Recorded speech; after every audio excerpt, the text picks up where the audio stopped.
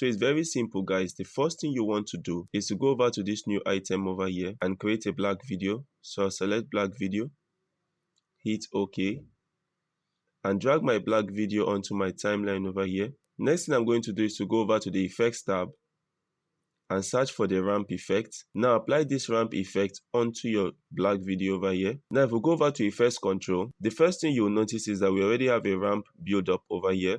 We have the black portion up and the white portion down. If you don't like this color combination, you can change your start color from black to another shade. I'm going to go with blue, and you can change your end color from white. I'm going to go with pink.